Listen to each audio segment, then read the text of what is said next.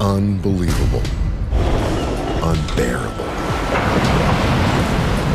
And now, a 50-day sea expedition attempts to crack its mystery, uncovering the improbable creatures that somehow thrive at this merciless alien edge of our planet.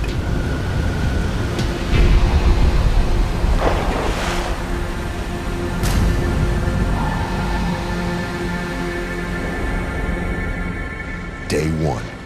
The government research vessel Tongaroa embarks from Wellington, New Zealand on a precarious 50-day, $6 million mission. Destination, Antarctica. A voyage of potential discovery and definite danger. Just getting to the Ross Sea will tax the ship and crew. Navigating the mighty Southern Ocean and 460 kilometers of crushing sea ice.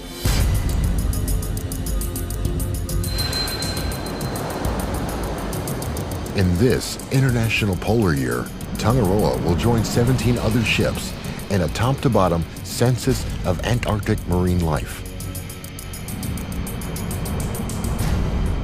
And Andrew Leachman is its captain. Like a telephone directory of everything that's down there, because it's never really been done. But satellite charts show the worst icing condition in years. Even with Tongaroa's 70-meter-long reinforced hull, this could be a mission impossible. Though he can hardly wait to get his hands on the strange, scaly creatures from the sea floor, marine biologist Andrew Stewart knows it'll be no dip in the ocean.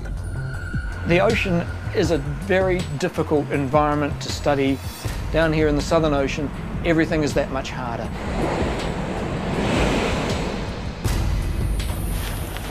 You've got to kit up like the Michelin Man to get out on deck. Everything takes so much more effort. Whatever happens, the 44 scientists and crew know they'd better play well together, because there's no turning back. They certainly won't lack toys. The team has new gadgets, new cameras, cutting-edge science to help them check the health of the ocean. Has overfishing caused harm? Is global warming forcing a sea change? The scientists aim to find out. Once they get past the seasickness. Ship's doctor, Jenny Visser, takes her job very seriously. Tongaroa will sail well beyond the reach of a helicopter rescue.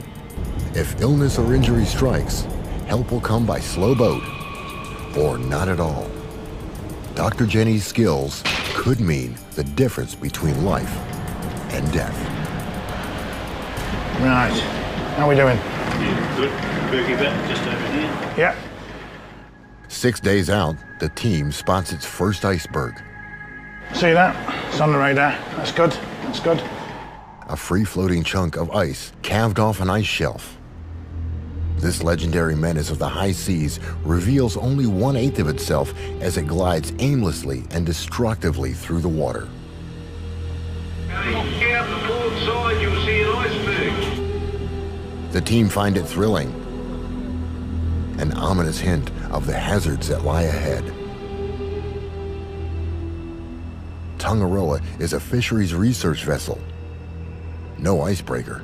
And these small icebergs, called growlers, seem to be ganging up on the ship. Obviously there's icebergs around, it's bergy water, there's a few growlers about.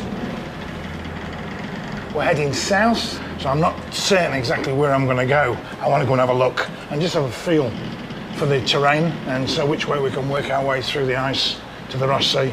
Captain Leachman navigates these waters knowing others have attempted and failed. You're in the footsteps of Scott and Shackleton. It's a challenge. It's a real challenging thing for any ship's captain to take a ship down there.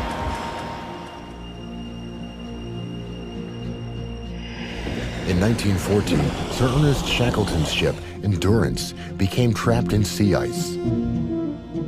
He and his crew spent a grueling winter battling the elements until the ice ultimately crushed and sunk the ship. It's an epic tale of Antarctic survival. And it replayed in 2007 when ice engulfed the tour ship Explorer in Antarctic waters. Read the history and you'll know I am very careful because I know the rules. The rules are simple. Never underestimate the ice and never turn your back on it. Satellite ice charts and reports from other ships will help guide him to the thinnest parts of the pack ice. Head scientist Stu Hanchett worries about the encroaching ice barrier scuttling their plans, but he trusts the captain. There was quite a bit of a concern whether we would in fact be able to get into the Ross Sea and achieve some of our objectives. We envisaged probably taking 2, maybe 3 days to break through the pack ice into the open waters of the Ross Sea itself. The Tongaroa may not be an icebreaker, but the ice doesn't know it.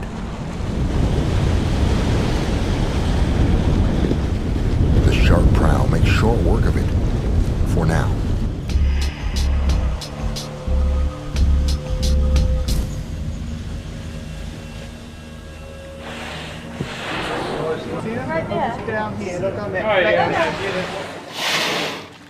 Off the stern, the minke whale finds sanctuary, scarfing down a hearty meal of krill among the ice chunks. Minkies can grow nearly 9 meters. Positively puny compared to their blue whale cousins, who can stretch to more than 3 times that size. And that means an awful lot of krill to sustain a healthy population of whales, penguins, and seals. Especially the crab-eater seals, who also make their home on the shifting ice, slurping down krill, not crabs. Each year, they eat about 25 times their body weight in krill, filtered through their interlocking strainer-like teeth. And these ever-popular emperors of Antarctica will pass the dark and brutal winter by mating. They'll brave temperatures lower than -40 to lay eggs and raise their chicks. The work these scientists do down here could help all these animals survive an uncertain future. Each night, 3 hours of darkness brings new danger to the ice-clogged waters. Safety depends on constant vigilance.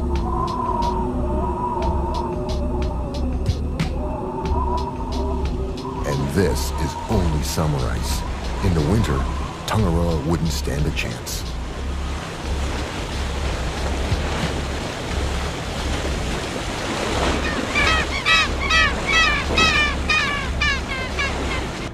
Right, how are we doing? Let's look. At last, the ship breaks free.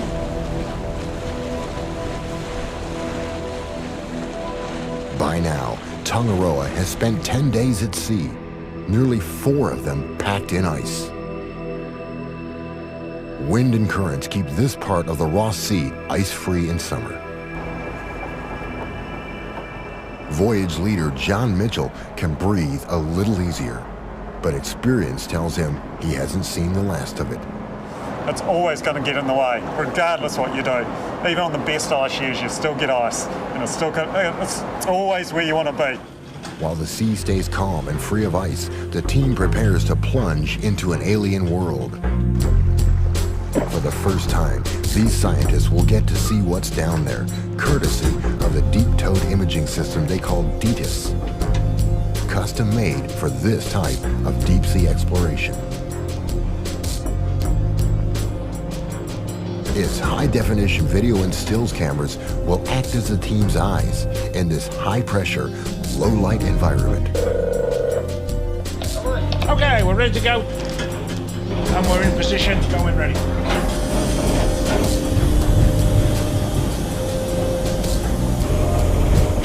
No one has actually field-tested the unit in such icy conditions before. Too late to think about that now. Like an explorer dispatched to a foreign world, the imaging system begins its fact-finding mission. The scientists hold their breath. Yeah, this is the dry lab. We're on channel 15, mate. Roger that, thank you. Nobody really knows what's down here. last, the ocean floor. Andrew, could you just hold there for a moment, please? Recording now. To a marine biologist, this is big. Like the first moonwalk. As the live video images come up from the seabed, the scientists log what they see and strain to find things they've never seen before. They will trawl for an hour, the length of a videotape, giving the team their first tantalizing image of polar marine life in perpetual nighttime. There's quite a lot of fragments of things here, isn't there?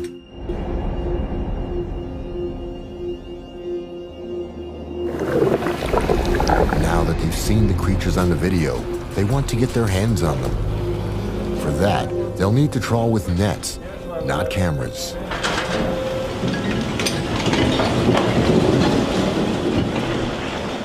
They approach trawling systematically. First, they'll trawl the bottom of the ocean, sweeping across the floor to sample the bottom dwellers. Then they'll trawl at mid-level, collecting samples of free-swimming fish. Then skimming the surface for plankton. They'll also use specialized equipment to sample water and mud from directly beneath the ship to study its microbes and chemical makeup. As a commercial fishing practice, bottom trawling dredges up worldwide controversy because of damage to the seabed. Science, however, takes a gentler approach. You know, we have limited our trawls to about 15 or 20 minutes bottom time. The actual percentage of the total seabed area impacted by the bottom trawl is very small. Woo! It's chilly cold. But the bottom trawl doesn't even last 15 minutes before the rough seabed forces the crew to pull the net. That's the cue for American marine biologist Christopher Jones to grab his gear. This will be exciting. The anticipation makes the scientists forget all about the minus 10 degrees Celsius conditions. And Andrew Stewart thinks all of his Christmases have come at once. It's going to be a bit like Santa Claus coming up the stern ramp there. We don't know what's going to be in that sack. Could be a pair of socks, or it could be a new bike, who knows. Now this is good. We've got all sorts of things in here. Santa must be pleased with Christopher Jones. There's a big Disosticus, a big, beautiful Disosticus mawsoni. That's what we're looking for. We got a good one here. Disosticus mawsoni, the Antarctic toothfish, one of the giants of the marine ecosystem. On the menu, it goes by Chilean sea bass, and it's harvested by the thousands. If it disappears from the ocean, more than dinner's at stake. A nice diverse catch here. It could mean an ecosystem on the brink of collapse.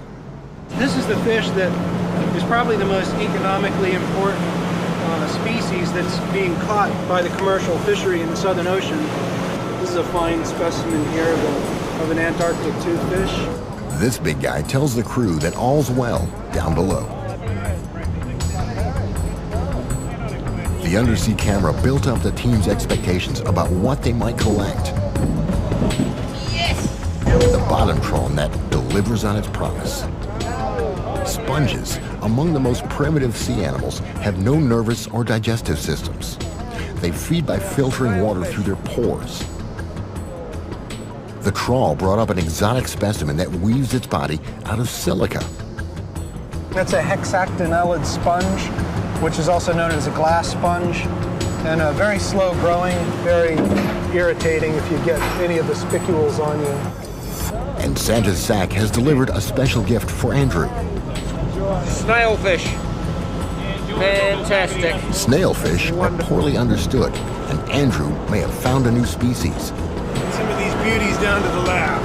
It's good of all.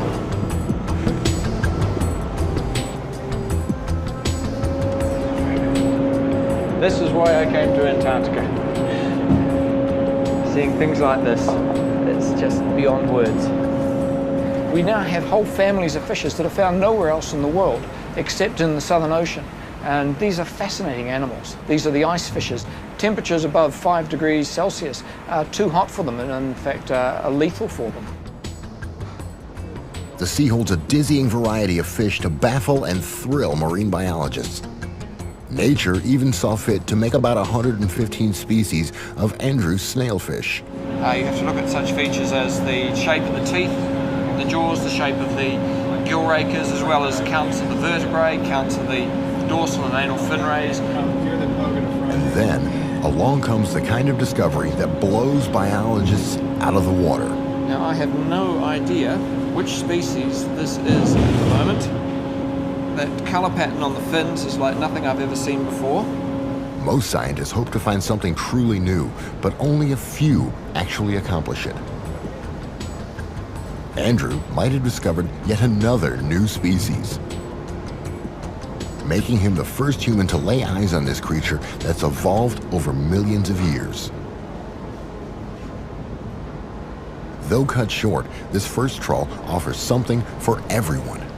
Oh, I'm very happy with the first trawl. Yeah, we only had 10 minutes on the bottom, and there was some quite rough ground, so we had to haul early. But yeah, looks very good for the first one. Scientists have cataloged about 135 species of fish from the largely unexplored Ross Sea. On this expedition, the team intends to add a new chapter to this Antarctic fish story.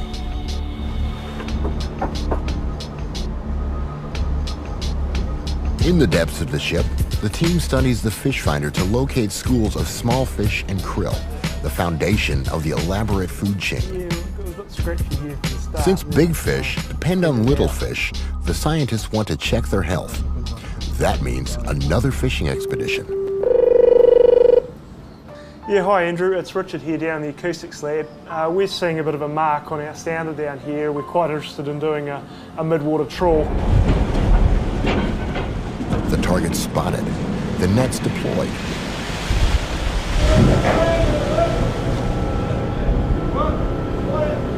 But as the net closes in on the fish, the weather closes in on the ship. Unlike the previous trawl, this monster mid-water net will trawl between surface and the sea bottom, scooping up the free-swimming fish. This is the bit that's going into the trawl, and all these little red tick marks through here, that tells us we're catching fish. So everything's looking good, isn't it, Andrew? It is indeed. Menacing clouds gather on the horizon. A sudden turn in the polar weather can endanger equipment and anyone caught on deck. Okay. We'll haul it down. Alrighty, coming up. There she comes. The wind from the approaching front hits suddenly. Before they can get the net on board, a full gale sends its fury.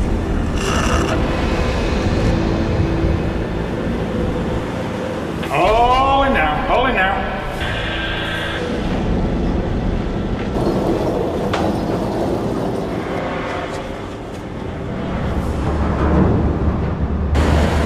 With the stern ramp open, the angry sea floods the deck.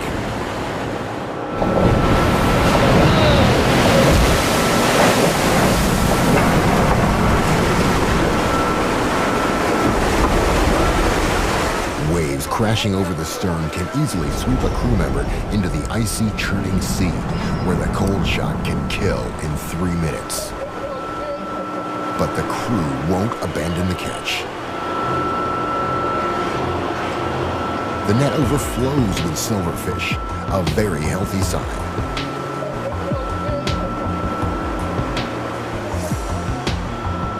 It's one of the most abundant species in the Ross Sea. It's eaten by quite a lot of species, so it's important to the food chain. Among the mass of silverfish, Andrew spies a lethal predator most likely feeding when snared. What's the name of that again, Andrew? Daggertooth. A daggertooth. Wonder what was called that. Stick your finger in his mouth, Chip. This striking find wields a mean set of chompers. It's a pretty fish. Comes up underneath like that, bites down, chomp, reverses, and it severs the spinal cord. It's paralysing that fish, turns around. The ferocious storm puts a halt to the science program. The ship slows down to ride it out. Nature runs the show now, and the team battens down the hatches. This isn't fun, you know. Despite the boats pitching and rolling, life goes on. A well-stocked galley serves those who could still manage to keep the food down. Whatever the sea throws at them, the team takes in stride. Though striding in heavy swell does take some practice.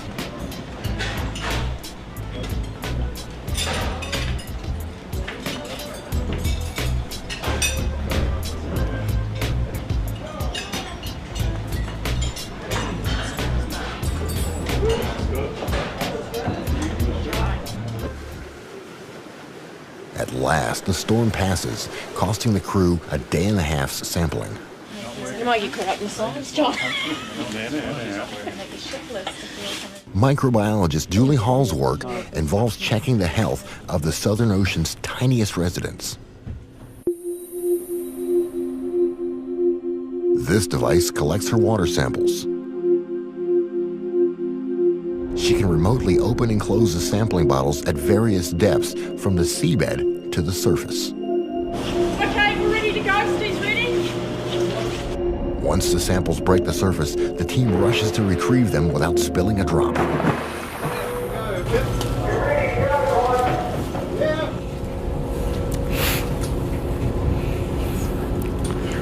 As you can see, it's a difficult and dangerous operation, and the deck crew have to be really careful bringing it on board in such rough and slippery conditions. So we're going to pull it round into the garage so that we're out of the wind with the sampling, and then we'll start taking the samples off the bottles. She wants to see if increased greenhouse gases in the ocean have any effect on life down here. She'll measure chemicals, water temperature, and bacteria in the sea. We've got the water from that coming out and going in about 10 different directions for analysis of nutrients in the water, chlorophyll, phytoplankton. We're also looking at viruses, the microzooplankton, those very, very tiny zooplankton.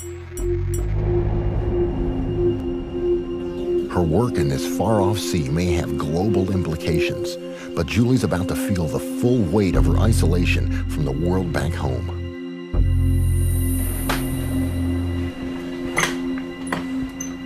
Just 2 weeks into the mission, Captain Leachman receives an urgent satellite phone call from the New Zealand police.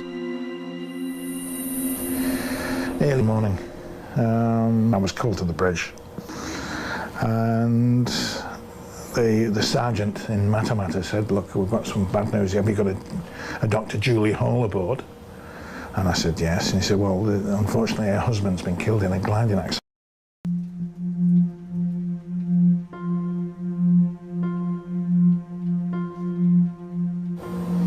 Anyway, what I did do is got Julie up and sat her down. It was my duty to inform her. And it's a very, very difficult thing to do. So I'm awfully sorry. I've got some bad news, and your husband's been killed. Julie's husband, Dr. Trevor Atkins, was also a scientist. He died while competing in a gliding competition. He was competing in the New Zealand Championships, and he'd had an accident very close to the airfield and had been killed instantly on impact at the site. I explained that I would do everything in my power to get her home. But the difficulty, of course, of being isolated where we were, there's no guarantee we could get her off.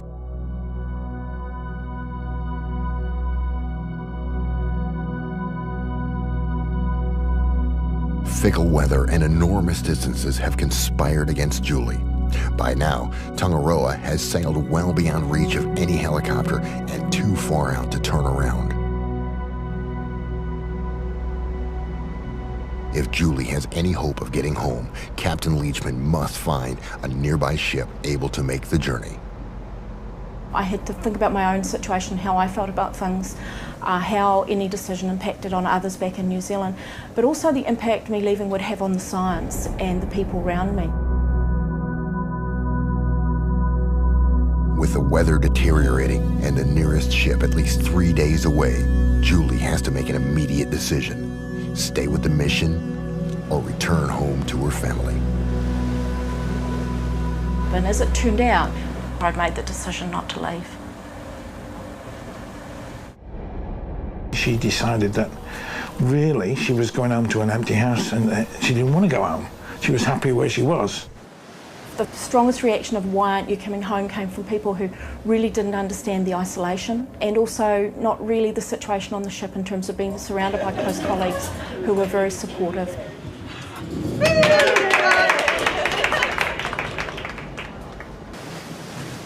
As they edge their way along the Ross ice shelf, the wind kicks up an icy spray. Just another summer day in the Antarctic. The temperature plunges to -14 Celsius and spray freezes on contact. The next deep-towed imaging deployment gets put on hold, much to the crew's relief. Such is the life of a sailor. Everything frozen, including us. And the forecast gets even more chilling. Okay, this satellite image that just came in this morning to show us the current state of play.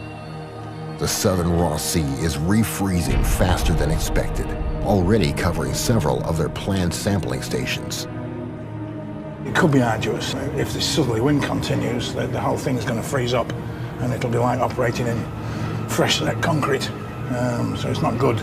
We won't really do much sampling if those conditions prevail. With the water temperature down to -1.8 Celsius, the sea starts to freeze in a spectacular, if alarming, display. It stretches to the horizon in every direction and can potentially strand the ship.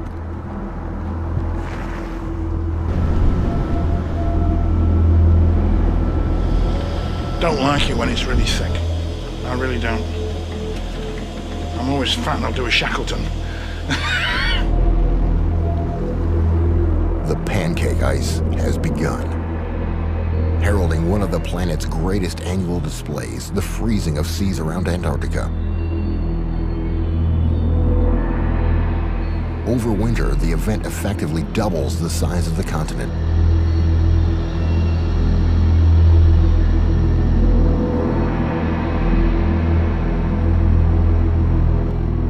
The science leaders call an emergency strategy meeting. Morning. Morning all. I think the general consensus is now that we don't go much further east than here, which is probably a good idea because looking out the window.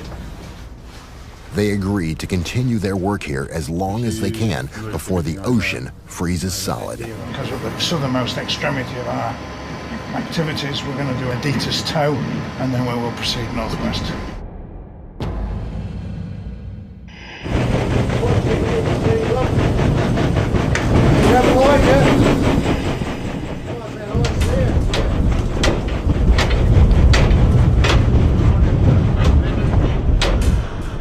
It's like fishing in a margarita.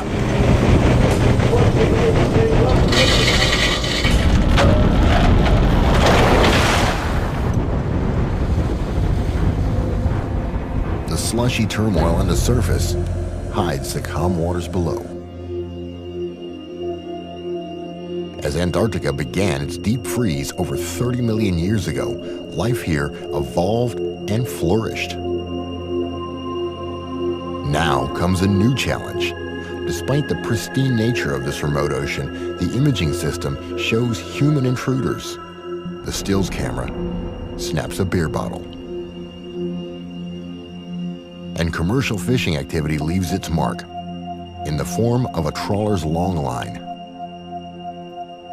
When the weather allows, commercial trawlers drop their deadly long lines here to catch toothfish, the so-called sea bass.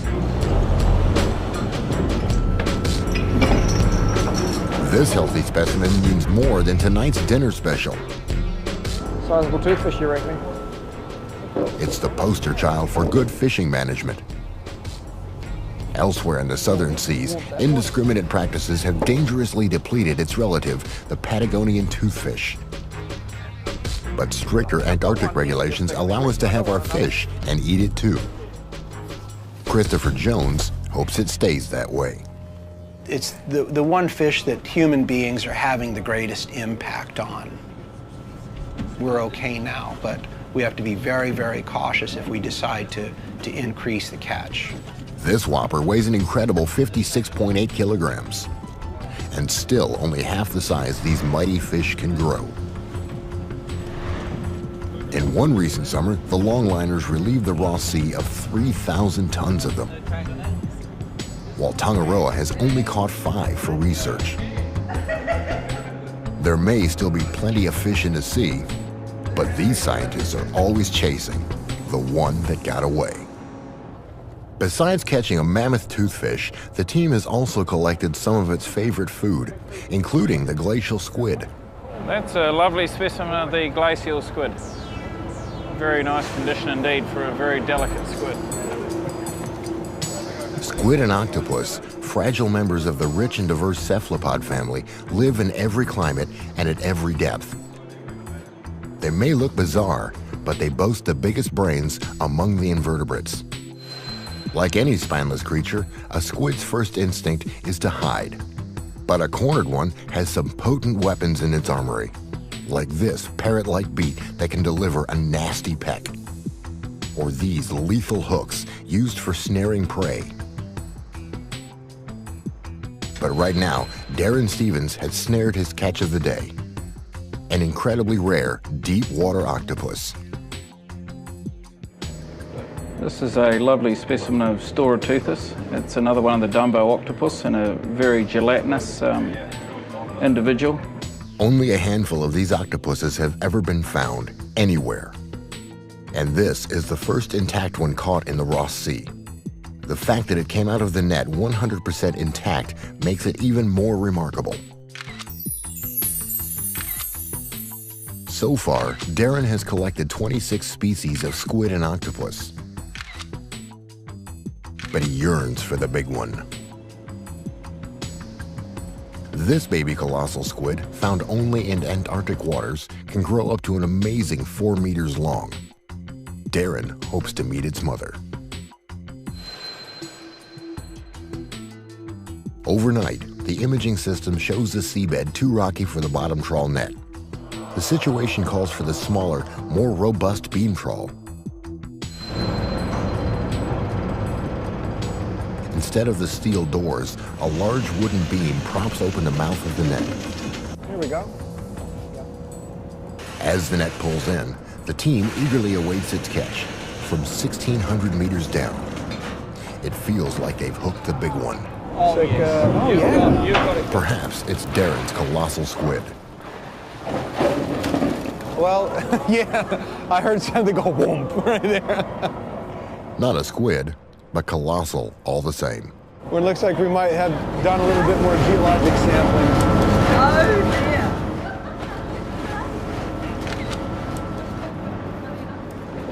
The deckhands get left with the heavy lifting.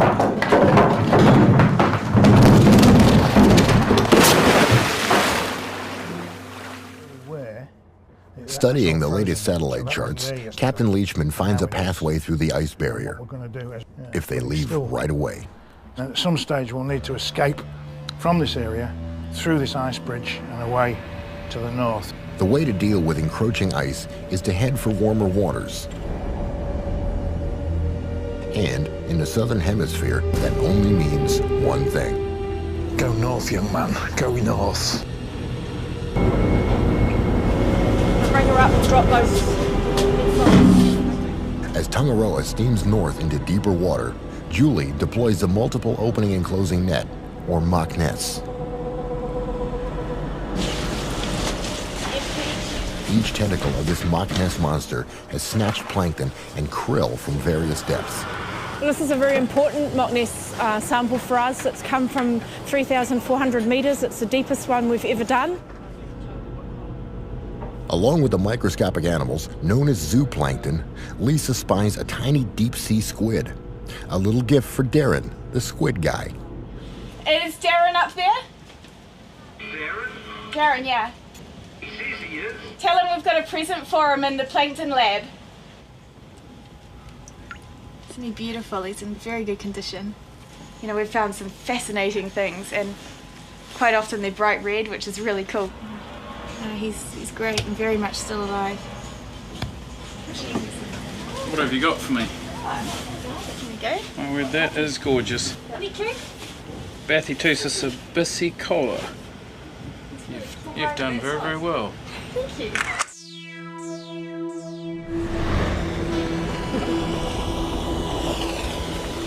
As Tangaroa nudges north into the sea ice, the work in the plankton lab goes on.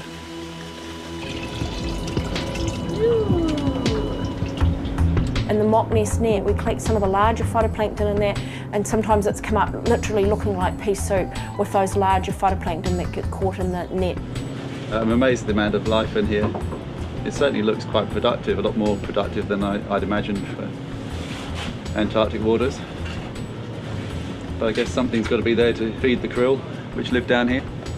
The mid-trawl net hauled up plenty of krill, and Chris gets the smelly job of weighing and measuring every last one of them. It's the only way to calculate how many of these crucial crustaceans inhabit the Ross Sea. Krill really drive most of the ecosystem.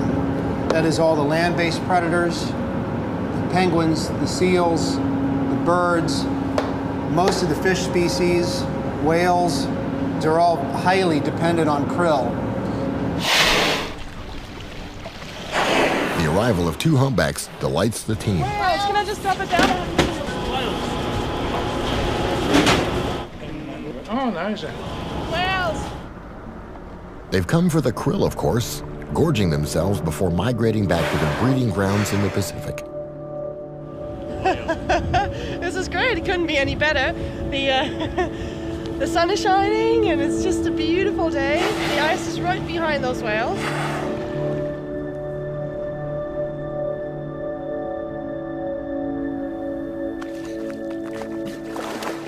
Emperor penguins also come for the all-you-can-eat buffet. After laying their eggs in a dead of winter, the females complete an arduous trek from open water to feed the chicks. And krill, one of the lowest links in the food chain, becomes a meal fit for an emperor.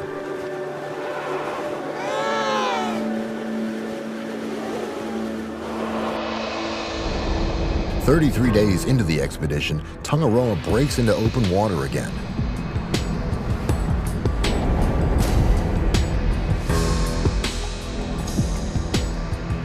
On the horizon looms Scott Island and Haggett's Pillar. These insignificant-looking rocks are actually the top of a seamount, a volcanic undersea mountain thrust from the bottom of the ocean 4,000 meters below. A deep region known as the abyssal seabed. Yeah, these ones were more dispersed, that second set. Malcolm Clark studies these bedrock communities that thrive on dramatically steep slopes. Some creatures prefer a bed with more support. They opt to live on the rocky seamount instead of the posh seabed. So animals that need to attach to something really hard, like corals, sponges, they're able to latch on and again survive where the soft sediment of the abyssal plains doesn't enable them to survive. The team decides to drop in on the seamount community using the beam trawl. But the seamount is not accepting visitors.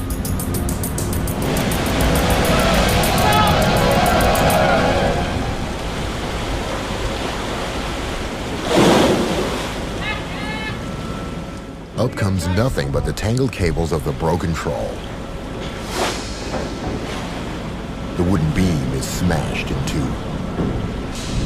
From the details, it looked pretty good. So worth a go, and it's just one of the risks we take.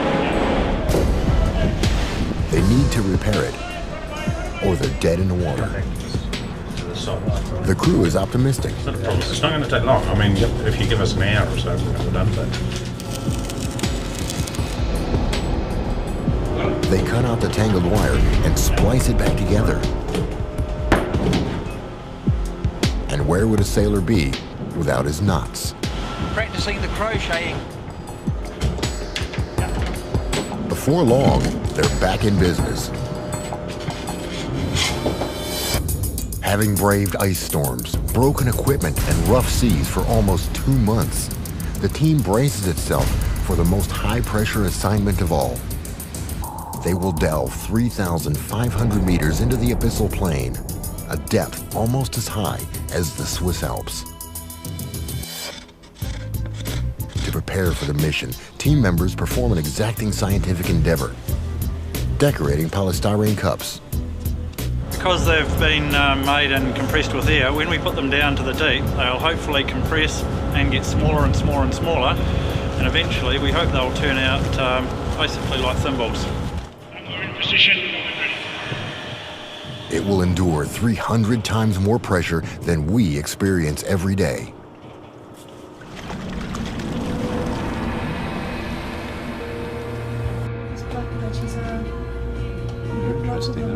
Suddenly, the abyssal plain reveals itself. It looks barren, like the surface of Mars. But a closer look reveals life. No one has ever witnessed sights like these in Antarctica before.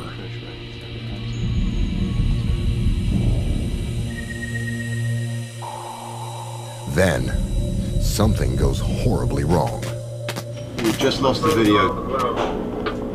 Yeah, we just noticed that now. We're just gonna see what happens. We're wondering what's going on.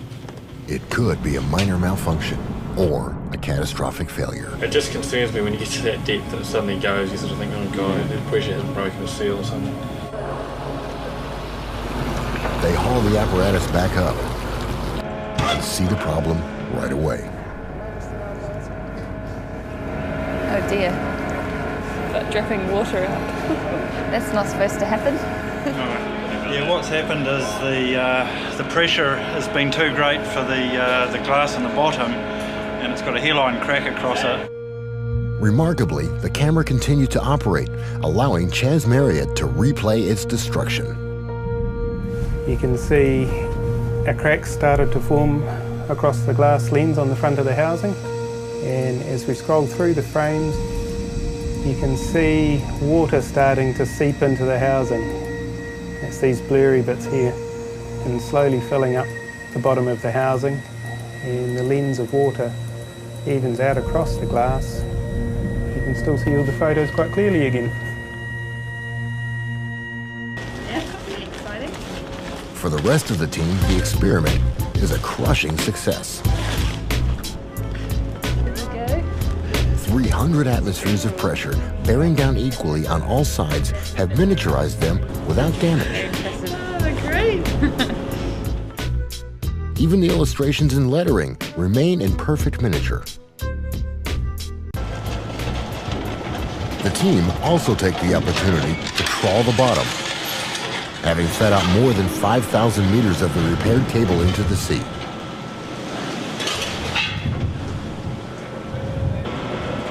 The beam trawl finally comes aboard at 2 a.m.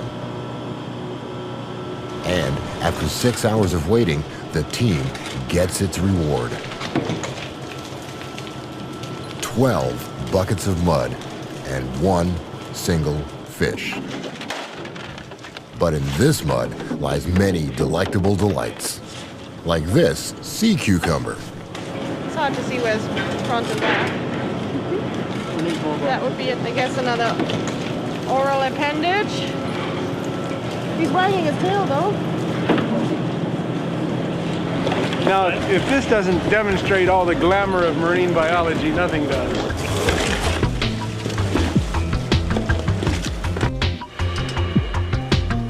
Karine has cleaned up her sea cucumber for a better look. This is the back side of it, and the front of it is clearly the other side, which has got these oral tentacles.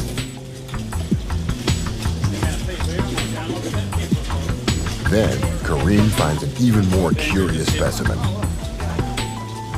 It has something quite interesting at the front, which sort of likened it a little bit to as a hippopotamus. We don't know how many are down there. We don't know how common this is. I have never seen anything like this before. Sea cucumbers are the ocean's vacuum cleaners, walking along the bottom, sucking nutrients out of the mud they eat. The video enables the scientists to observe them in all their sluggish action. Scientists recognize about 1,200 species of sea cucumbers, none of them very attractive, except maybe to a marine biologist. But as the expedition winds down, they'll encounter creatures strange by any standard. 44 days into the voyage, and the last day of sampling has arrived.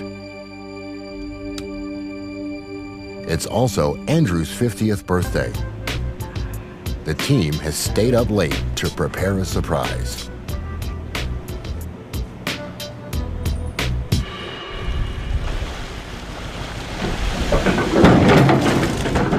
They've conducted 312 sampling deployments at 39 different stations, yet still a sense of expectation grips them. This is the last bottom trawl of the cruise. The video shows parasites attached to deep-sea rat-tail fish. The scientists hope the trawl snares one. After a long day's wait, Andrew and the others get to see the last net come in. With deep trawls, they've come to expect some strange specimens. They are not disappointed. These abyssal fish have evolved to cope with the crushing pressure down below. But when they're pulled to the surface, their guts blow up like a balloon. As they've come up, the pressures cause their swim bladders to expand and blow out their mouths. Unfortunately, it doesn't do them much good. And the fish with its horrifying host has turned up in the net. One of these big parasites right here on the rat tail. You can see that thing, it's got a tube, part of it goes in well down into the body cavity.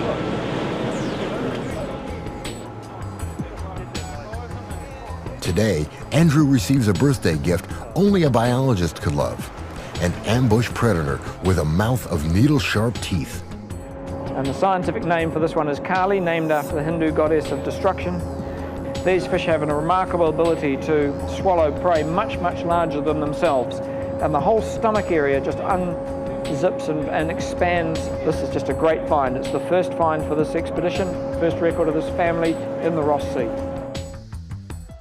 As the mission winds down, the scientists log the last of the specimens. This snapshot of Antarctic biodiversity will be compared with the results of expeditions to come.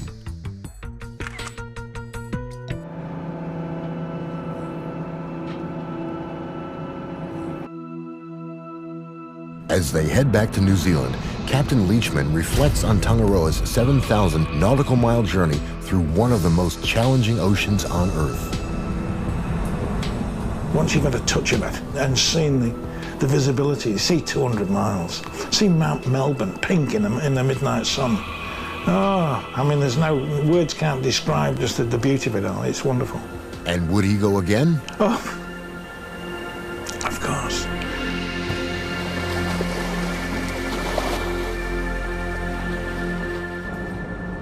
For Julie Hall, the life she's coming back to is not the one she left. But she has no doubt that the painful choice she made was the right one. I felt that he would have wanted me to stay and finish the program that I've put so much time and energy into developing. I've been planning this for over 2 years, so to walk away would have been very difficult. Andrew Stewart and the fish team scored 88 different fish species. At least 5 are thought to be new to science, but only a small fraction of what scientists believe is still out there. I think that what we have already retrieved from the Southern Ocean has been incredible. I think in many ways we've barely scratched the surface. As these scientists return home, they're proud that their 50 days aboard Tangaroa have made this unfathomable world a little more knowable.